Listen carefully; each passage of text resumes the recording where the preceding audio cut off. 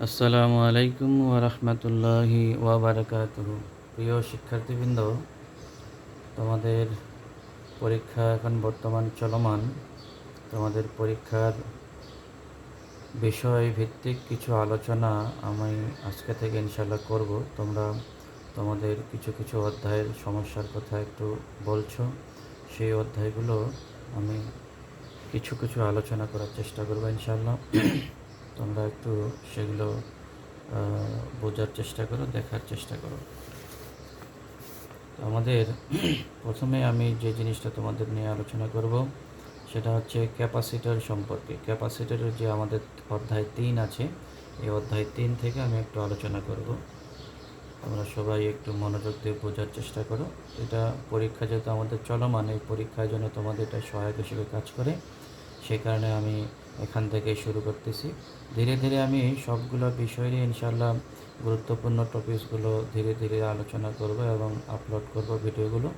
তোমরা মনোযোগ সহকারে সেগুলো দেখার চেষ্টা করবা। আশা রাখি ইনশাআল্লাহ তোমরা সবাই পরীক্ষার জন্য উপকৃত হবা।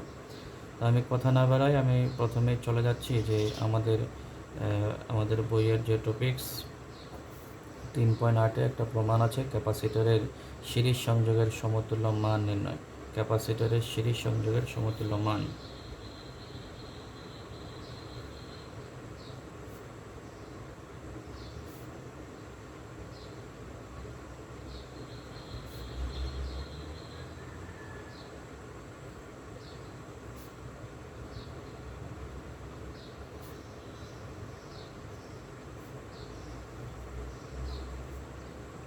আমরা এই ক্যাপাসিটরের সিরিজ সংযোগের সমতুল্য মান নির্ণয় করার জন্য আমরা প্রথমে এখানে ক্যাপাসিটর 3টা নিয়ে 3টাকে আমরা সিরিজ সংযোগ দিয়ে দেব।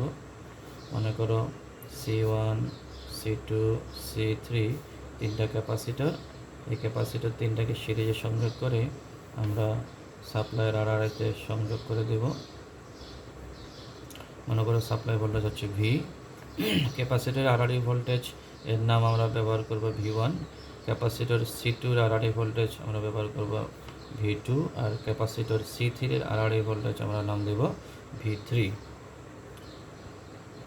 আমাদের এখানে কিছু কথা লেখার প্রয়োজন আছে, যে কথাগুলো প্রমাণের জন্য আসলে দরকার।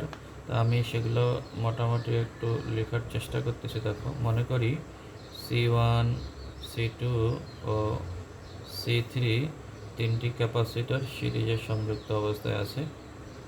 তিনটি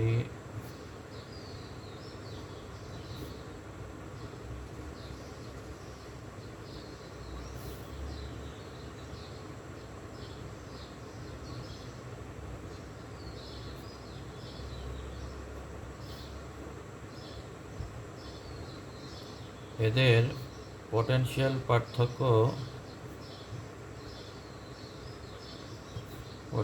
পার্থক্য আমি ধরে নিচ্ছি। পটেনশিয়াল পার্থক্য যথাক্রমে C1-এর আড়াআড়ি V1, C2-র আড়াআড়ি V2 ও C3-র আড়াআড়ি আমি V3 নাম দিচ্ছি। পটেনশিয়াল পার্থক্য। আচ্ছা, তাহলে আমরা নাম দিলাম কি, এদের পটেনশিয়াল পার্থক্য যথাক্রমে V1, V2 এবং V3। আমরা সিরিজ সার্কিটের ক্ষেত্রে কিছু বৈশিষ্ট্য মনে রাখবো।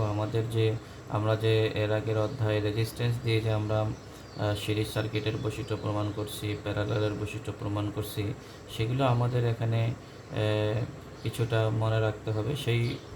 সেই অনুযায়ী আমাদের এই ক্যাপাসিটরের কিছু আলোচনা আসবে। তা আমাদের এখানে বৈশিষ্ট্যের ক্ষেত্রে আমরা জানি সিরিজের ক্ষেত্রে ভোল্টেজ কী হয়, বিভিন্ন উপাদানের মধ্যে যে ভোল্টেজটা ভাগ হয়, এই সবগুলো ভাগের যোগফল মেইন ভোল্টেজের সমান হয়, এটা আমরা জানি। এখন যদি V1, V2, V3 যোগ করে টোটাল V পাওয়া যায়, তাহলে আমরা করব কি, আগে V1 ভোল্টেজের মান, V2 ভোল্টেজের মান এবং V3 ভোল্টেজের মানটা আগে বের করে নেব। ঠিক আছে? তো আমরা জানি যেহেতু আমরা সূত্র জানি যে Q সমান সমান CV, তাহলে এখান থেকে আমরা লিখতে পারি কি, V সমান সমান Q/C। এই যে সূত্র, এই সূত্রের আলোকেই আমরা এখন ওই V1-এর ভোল্টেজ, V2-র ভোল্টেজ এবং V3 ভোল্টেজটা দেখাই দেব। অতএব আমরা এখান থেকে বলতে পারবো V1 সমান হবে Q1/C1, V2 সমান হবে Q2/C2। আচ্ছা, আরেকটা কথা, আমাদের যেহেতু সিরিজে আমরা রেজিস্ট্যান্সের ক্ষেত্রে প্রমাণ করছিলাম যে সিরিজে কারেন্ট সমান থাকে, তো এখানে কিন্তু চার্জ সমান থাকবে। হ্যাঁ, তো তোমাদের বোঝার সুবিধার্থে আমি V1-এর জায়গায় সরাসরি Q1 Q2 না দিয়ে সরাসরি Q দিচ্ছি। হ্যাঁ, যেহেতু আমাদের এখানে চার্জ সমান থাকবে, এই কারণে আমরা সরাসরি Q দিয়ে প্রকাশ করতেছি। হ্যাঁ, Q1 Q2 দিচ্ছি না। তাহলে C2 আর V3 সমান হবে Q/C3। যেহেতু Q1 Q2 Q3 এগুলো একই চার্জ, এই জন্য সরাসরি আমি Q নাম দিলাম। হ্যাঁ, আমরা এখানে সাইডে লিখে দিতে পারি যে যখন এই সবগুলো চার্জ একই থাকবে সিরিজে চার্জ সমান। আচ্ছা, আমরা এগুলো বের করে নেওয়ার উদ্দেশ্য হচ্ছে আমরা সিরিজের বৈশিষ্ট্য অনুযায়ী জানি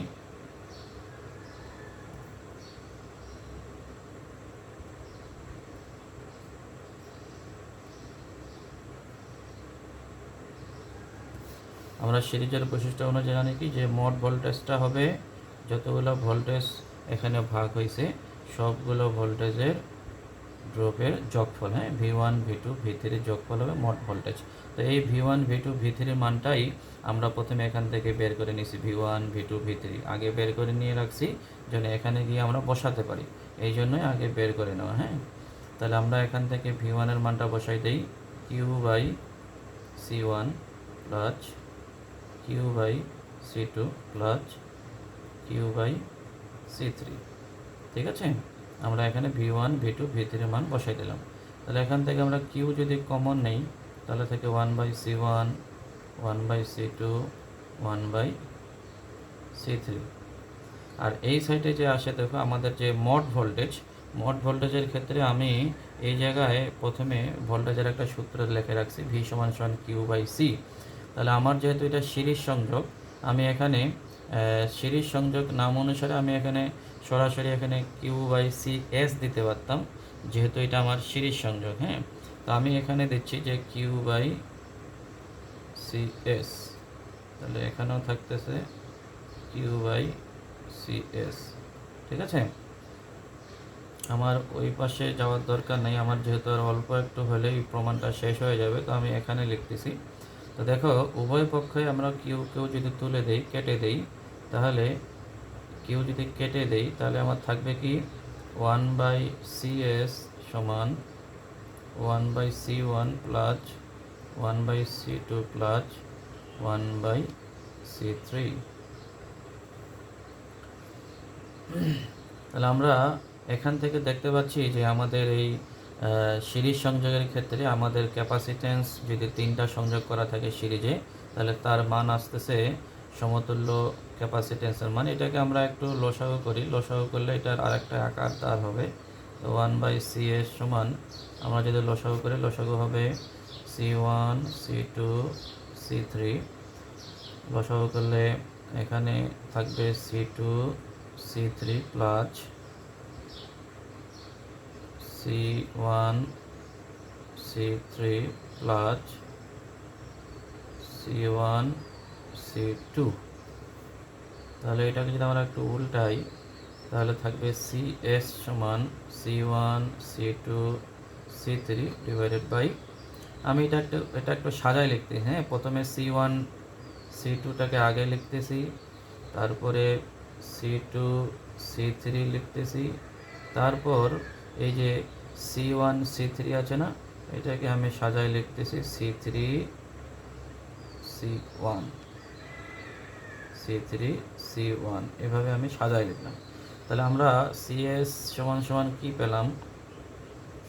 CS সমান আমরা পেলাম যে C1 C2 C3 গুণ অবস্থায় আছে উপরে, আর নিচে C1 C2 গুণ অবস্থায়, এরপরে যোগ আকারে C2 C3 plus C3 C1, নিচে হলো C1 C2 plus C2C3 plus C3C1।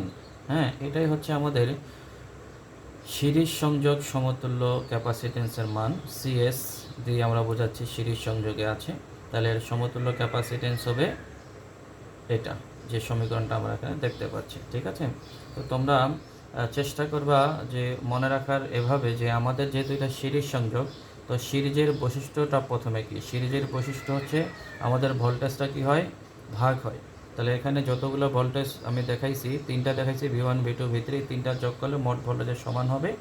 এই ভোল্টেজের মানগুলোই আমরা আগে বের করে নিব। এই ভোল্টেজের মানগুলো বের করার জন্য আমরা এখানে চার্জের সূত্র অ্যাপ্লাই করছি, Q = CV, V = Q/C। এই সূত্রের আলোকে এই V1 বের করছি, V1 = Q/C1 লিখছি, কারণ এখানে চার্জ সমান থাকে।